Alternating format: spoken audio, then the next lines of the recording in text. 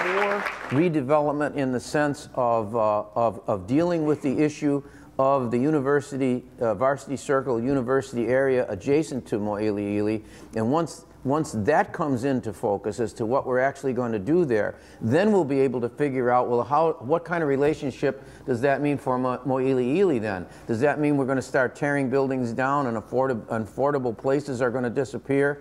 Will there be speculation in the Mō'ili'ili area because of development around the UH? That's an important question. We do not want to lose workforce housing. We do not want to lose the capacity for reasonable rents and prices for condominiums and apartments and so on. We don't want to lose the capacity for Mō'ili'ili to remain a community. The issue really is not about taxes and it's not about the GET. It's about our values.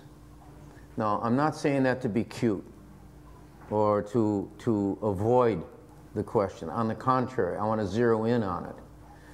We have to decide who we are and where we're going and what our reason for being is. I'm going to take advantage of these low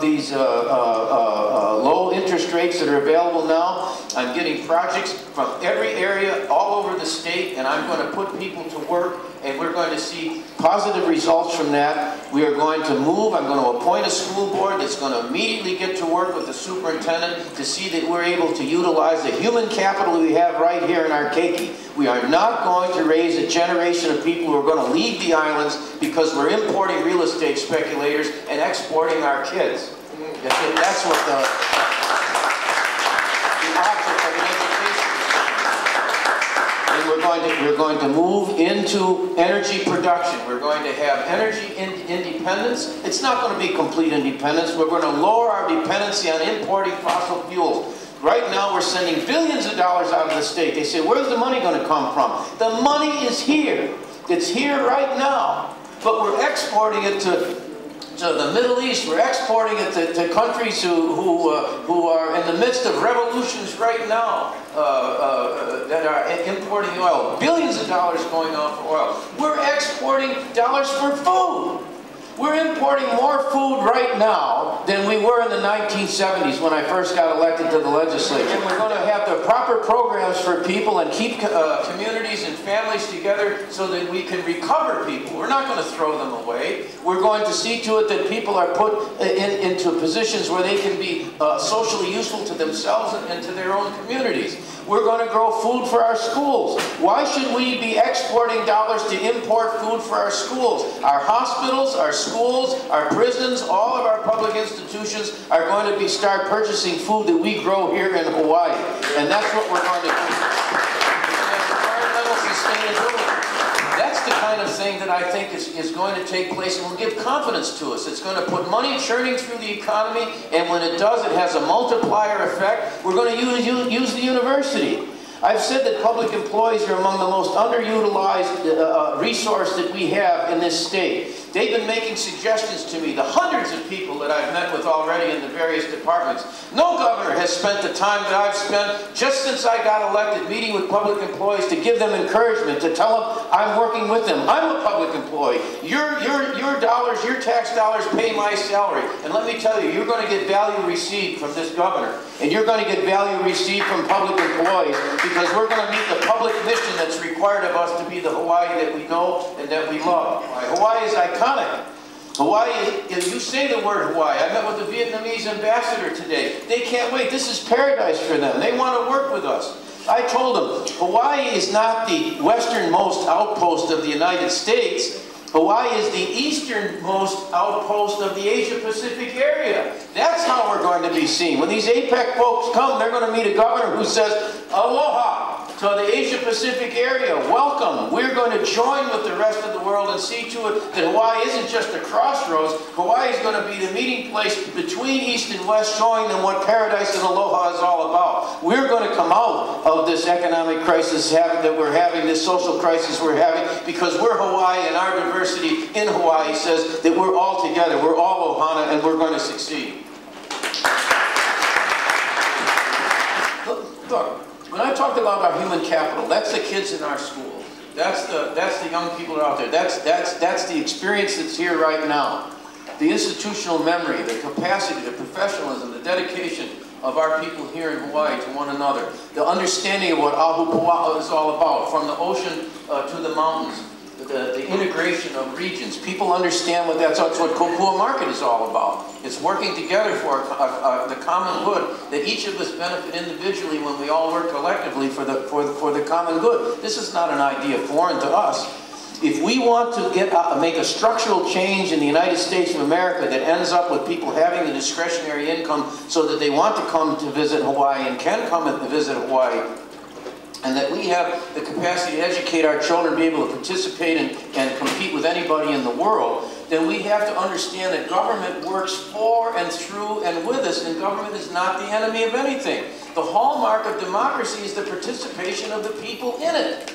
It's the capacity of people to make decisions about their own lives, and in order to do that, that's why we pay taxes, that's why we pay fees. It's not a homeless problem, it's not a problem, it's a condition, is what it is.